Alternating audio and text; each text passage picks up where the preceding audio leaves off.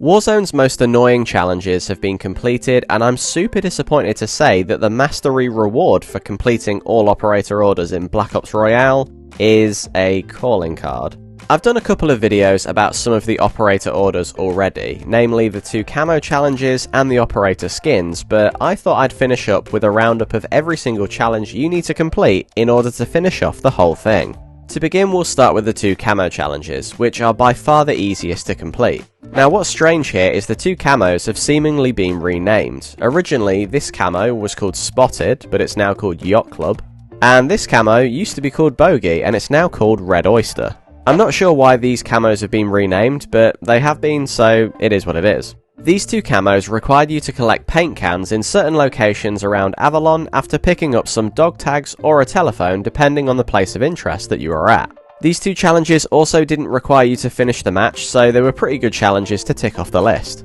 Next up were the operator skins for Mason, Kagan and Dempsey, which had different requirements, some being much harder than others.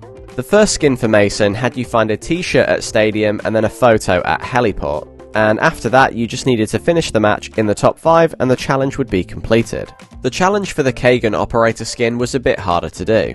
You had to first pick up a bounty and then kill the player that you were hunting in time. Then you had to pick up an uplink device which would then ask you to kill 3 enemy operators with enemy weapons and then finish in the top 5 again to complete the challenge. And then finally the challenge for the Dempsey operator skin was the hardest of them all and very annoying to do. You had to go into one of the Cradle Blast zones and open up the mystery box hoping to get an ether vial out of the box, which was totally random. Once you found the ether vial, you then had to kill 30 zombies inside the blast zone, avoiding other players in the process, which was very tricky. It's so easy to get killed by a squad third-partying you that this took me ages to complete. Once you killed 30 zombies, you then had to finish the match in the top 5 again, which was bugged and it didn't always unlock for people. I'm so happy that I managed to complete these challenges before the other ones. The remaining challenges include 3 emblems and a weapon blueprint for the Maddox assault rifle. The primed pistol challenge asks you to search care packages, which drop after Circle 5, and then pick up a dossier. After that you need to loot 10 guild loot crates, which are a lot harder to find than you think. It's really tough finding loot crates as it is, so finding 10 to open that late in a game is very difficult to do.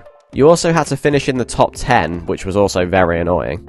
Then there was the Readied Blade challenge, which asks you to find a safecracker USB stick. Then you had to find a safe and open it using the USB stick and hope that you get a hard drive out of it. The next part needed you to get 5 enemy player eliminations inside the Cradle Blast zone and finish in the top 5. I actually don't really remember doing this one, so it can't have taken me too many attempts, but still, it's not straightforward to do. The third challenge is the Armed and Dangerous emblem, which requires you to find the boxing glove from a guild loot crate. Then you need to get 5 enemy player eliminations and finish in the top 10. I actually found that doing this in solos was a bit easier, because there were more loot crates to open, and you could also stay alive a lot more easily by using a vehicle. Once you get the eliminations, you just needed to finish in the top 10. However, the last challenge, and certainly by no means least, is the Topo challenge that unlocks a blueprint for the Maddox assault rifle. For this one you need to find a cradle device from one of the cradle caches inside a cradle blast zone. Finding a cradle device wasn't actually that bad, and if you managed to get into the cradle zone and find some cradle loot crates, you had a pretty good chance of finding the item that you needed. Once you picked it up, you needed to get 10 enemy player eliminations and win the match. I managed to do this with friends by pure luck. Well, I should say pure skill, but it was lucky that I managed to start the challenge in the first place, really. The blueprint is fine, it's not overly special, but it's a really cool challenge to have completed because it's not something that will naturally happen in most games. But that's how you can complete all of the operator orders in Black Ops Royale in Warzone. Now, you're probably wondering, what's the reward you get for completing all of these challenges, especially because they are pretty difficult to do? Well, once you've completed all 9 challenges, you'll unlock the Royalty Calling Card, which is actually a Dark Ops challenge. I'm really disappointed it's not animated, because I feel like it should be for a Dark Ops challenge, but at least it's something, I suppose. Let me know if you've completed all of the Operator Order challenges in the comments down below.